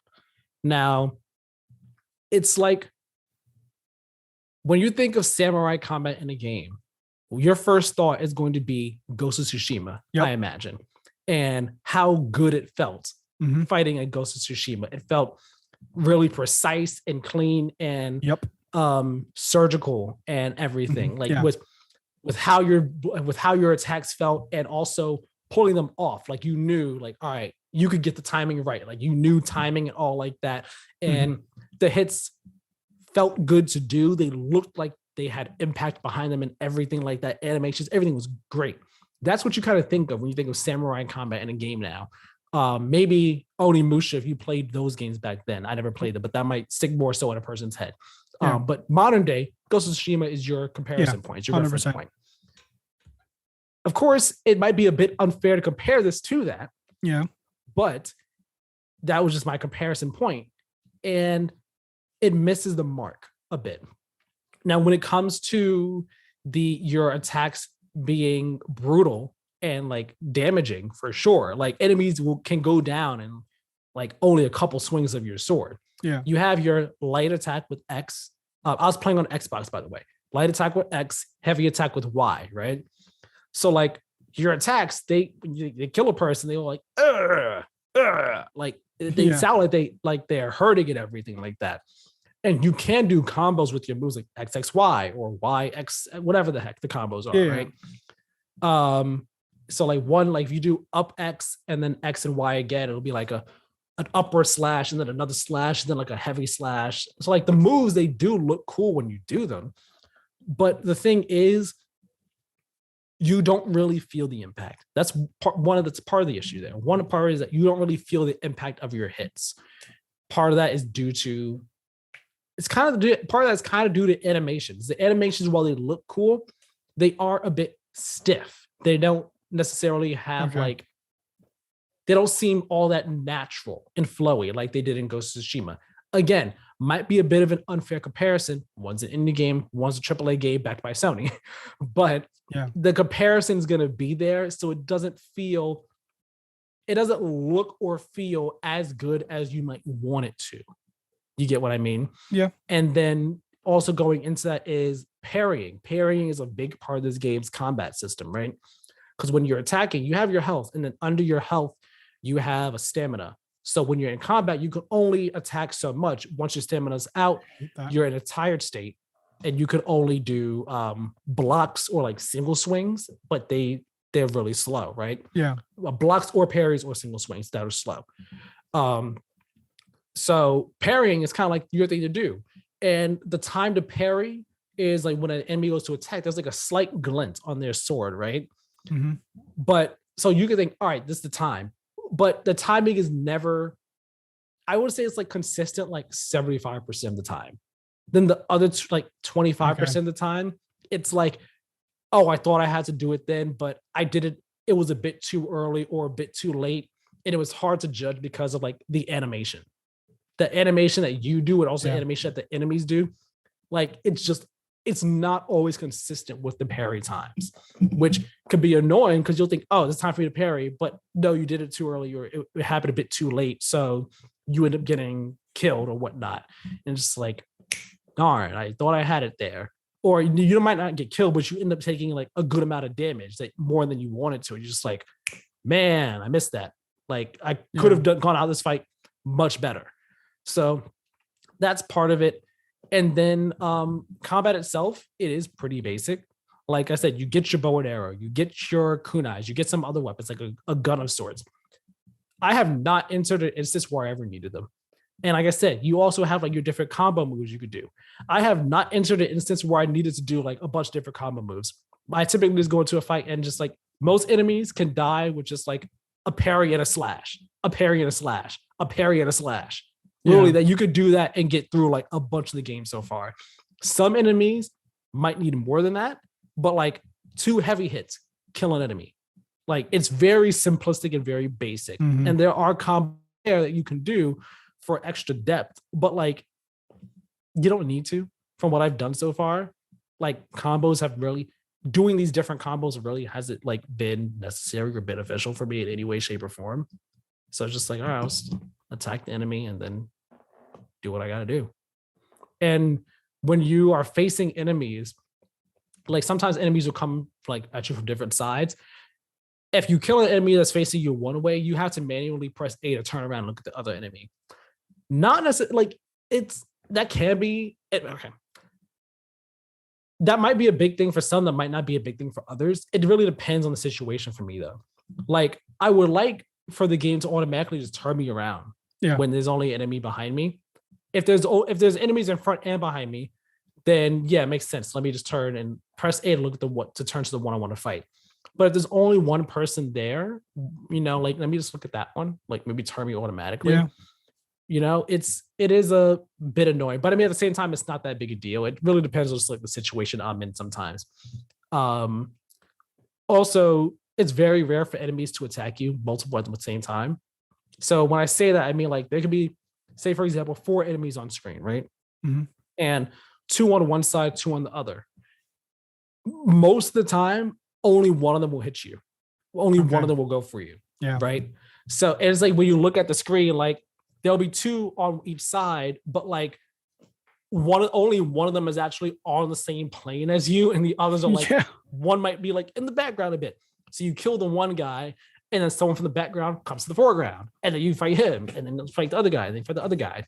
And like it works in the sense of like what this game is doing and like the 2.5D space and all, it makes sense. But it also just plays into combat feeling really simple, basic, easy, you know. Not that, again, that's not to say that you don't end up in like some tough fights sometimes, where like, again, you can die pretty easily and pretty quickly, even as you get like your health upgrades and your stamina upgrades and stuff like that. Like if you don't get your parries and blocks right, you can die pretty easily and all. But it's combat. The combat is still relatively simple, relatively basic. It's not that complex. It's not that difficult at all. There are different difficulties. I'm playing on the game's normal difficulty. So there is that, if that matters, you know, in terms of like the perception of how tough the game is. But so far it's been fine. And I was actually going back and forth on whether or not I want to review the game. I'm not going to, because I mean, given how much I've talked about it here, like this is, I'm at the point where I'm like, yeah, this is the game. And it's like, I'd probably give it like a 7. Like it's good, not great or anything like that.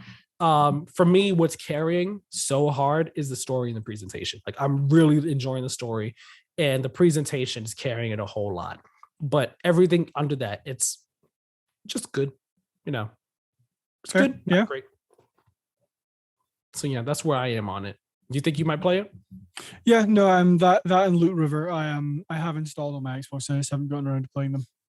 Nice. Yeah, Trek to Yomi again. Like I said, I can tell it's a short game. Like if I played it last night, I could have finished it. And I played for maybe 2.5 hours on Thursday. So I easily could have finished it last night if I played as I did playing last night. So yeah, it's a good, you can finish it in one sitting if you play for like a good 5-ish hours or so. If you break it up, it could be a weekend game. Loot River would take longer, of course.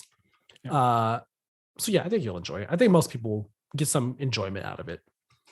So yeah, that was Trek to Yomi, my 5th partner for the week. And my last partner that I had a bit of fun with this week, who I was like, I kind of saw from a distance. I was like, I remember you. I remember you because I was like, after I finished it for you, I was like, what's something else I could play? It's like not too crazy, turn my brain off with, something else I could just enjoy, just have a good time with this one, right? Yeah. I was like, wait, I feel like I know you. I've seen you somewhere before, right? And I went up and I was like, wait, yeah, I know you. I've seen you before. Taiko no Tatsujin, the Drum Master. This is a rhythm game. And I think I first saw this one in an indie showcase. Might have been like an Nintendo Indie World or something, or Nintendo Direct. I saw it somewhere recently in some presentation. And what I remember sticking out to me, and it was like, wait, were they just playing freaking Megalovania from Undertale? So I was like, huh, interesting. So yeah, it's a rhythm game, you're doing drums and stuff like that, right? So I saw it in Game Pass Library. I was like, oh yeah, this game. I was like, let me see what songs in the library. Well, you know what made me download it? What? They had the theme song for Attack on Titan. I was like, add to Game Pass, download, download. So then I went into the library. I'm looking at the anime songs. They had the theme song for Dragon Ball Z. They had one of the intros for Naruto. The we are fighting heroes. Da, da, da, da, da. They had that OP for Naruto. They had the first OP for Fire Force. They had the first OP for Attack on Titan. They had what was it? I think they had one of the songs from Evangelion, I believe, is in there. If not Evangelion, it's ReZero. They have that in there. They had some game songs in there. They had like some music from Scarlet Nexus, music from Tales of Arise, music from Pac-Man. I was like, yo, I'm loving this library. Then they had like, some pop songs, some classical songs and stuff. Yeah. I'm like they had the entertainer. Oh yeah. I'm just like, yo, I just went and started playing. I played some of the anime. I played songs from each genre. I was like, this is a good time right here. And of course, I started with Attack on Titan song. I was just like, and we are doing this one first, and then we'll do the Fire Force song, and then we'll do Naruto. I didn't do Dragon Ball Z's. I just didn't really care about it, but I do want to do it at some point. But I was like, this is fun. And it's so like the game is just like, yeah. Yeah. Like when you're playing, it's kind of like Guitar Hero, where like, you need to have reached a certain point in terms of like performance in order to have the level be the song be a success, right? Yeah. And so once you reach that clear point, then like characters get added to the screen, the backdrop changes a bit, and they're like, yeah, just like cheering along with you and stuff. And then once you hit like the max performance, even more characters get added, and they're all like, yeah. And I'm just like, let's do this, let's go. And then like all the audio, not the music. Well, the music, is in Japanese because I mean it's Japanese songs. But like the menu dialogue, not the words, but like the menu voices that you hear, it's all in Japanese. So like you finish the song, and then like the narrator comes in, it's like really high pitched Japanese celebratory voices. Like, I'm just like, I did the thing. Let's keep on going to the next one. And I played it for like an hour or so. Thursday night, because I played a Bosa check for Yomi, and then I was like, all right, I want to stop here for the night because I'm not going to finish it. Let me play something else. And I was looking through Game Pass, just like looking for something to add to my library. And I saw this, and I was just like, it's only a gig. Let me download it. It was maybe a bit more than a gig, but not that big. I was like, all right, cool, download it. Played it, and I just played it for an hour. I was like, this is too much fun. This is too much fun for me. Yeah. So as long as it's in Game Pass, I want to have it in my library as a game. For me to just play every now and then when I just want to turn my brain off, just bop along to some anime songs or some other game songs. It was just a fun time. And that is why I love the Xbox app, because I just set it to install my console. I saw you did. Like it's just fun. It's fun. It could be, some of the songs can be difficult. Sure, they have different difficulties and stuff, but I was just like, I did normal, and I did hard for I think 2 songs. So I did hard on the Attack on Titan song, and I knew it was gonna be a hot mess for me. I knew it was, and I failed. And I think I might have done hard on the Fire Force song. I don't remember. But I did like all the ones that everything I did do on normal first. Fair. It's a fun game. And that was my last partner that I slept around with this week. That was the last one. It was just like, yeah, you a good time. You're good. We're gonna have fun again some other time. I got your number. I'll be in contact. I'll be in touch. I'll have my people call your people. Yeah. My next partner, I'm trying to decide what my next partner is going to be. I have to check for you because I'm going to finish that tonight. And then after that, it's either going to be Gears of War 1, Ultimate Edition. Yeah. Either that or one of two other games. I'm not going to say what they are because one of them I might want to surprise you with next week. All right. It's not that actually. God damn it. It is not that actually. Thank you for reminding me. It's funny because it is in my add to Game Pass later library, and I also have it on the PS5 for PlayStation Plus, the Void Heart edition. So no, it's still not going to be that. It's still not going to be that. I forgot about that though. Actually, what the heck? Destiny 2 was one of the ones I'm considering. Oh, okay. Maybe that. We'll see. Interesting. Well, we will find out on next week's episode of the Play to Win podcast, because that's gonna maybe we will. We are kind of deciding right now what our plans for the next episode are going to be. Yeah, it's either next episode is going to be our summer game showcase predictions, like all summer game showcases, not just Summer Game Fest and Xbox. Like either next week is going to be that or the following week. Just depends on scheduling and what next week looks like.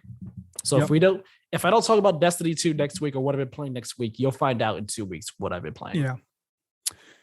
But that will conclude episode 57 of the Play to Win podcast. Thank you all very much for listening. Just as a reminder, you can check us out over on our website, playtowingames.wordpress.com, where you will find all of the content that we have posted to this channel, as well as our review guide and everything about us. Right. All our other reviews that we've done, the written versions of them are there. So yeah, go check all that stuff out. You can also follow us on Twitter and Instagram at Play2WinGame, where you will get updates on the show, any random stuff that we post, and it's just a good time over there. You should go and follow us. Yes. Subscribe to us here on YouTube and on podcast services. It always helps us out a very big deal, and we very much appreciate it. And if you hit the notification bell on YouTube, you will find out when new podcast episodes go live as soon as they do. And be sure to comment, share, review on all platforms that you can do that kind of stuff. Again, it helps us out with algorithms and gives us some feedback on the podcast, and we appreciate that. Yes. All feedback is good feedback. Yep. Well, let me rephrase that. Constructive feedback is good feedback. Yes. That's what I mean to say. Constructive feedback. Tyler, where can people find you? You can find me on Twitter at Tyler Miller 2496. Been tweeting about Kendrick Lamar's new album recently. I need to give some more listens. I like it enough. I need to give some more listens to have a more fleshed out opinion on it. I'm enjoying it so far though. But yeah, other than that, I tweet about games and stuff. I tweet about a lot of things. I just tweet about what I'm interested in, really. Yeah. And I think that's all you should ever ask for with someone on Twitter. So talk about what they're interested in, and if you're interested in that stuff, enjoy conversations with them about it. So talk to me on Twitter if you like talking about games and movies and anime and different music artists and stuff. You can find me on Twitter at Badlynet, BADLYNET, all one word. I talk about stuff over there. I don't use it super often. Thank you all very much for watching, and we will see you next week for potentially a very nice episode of predictions. Have a good one. See you later, Al.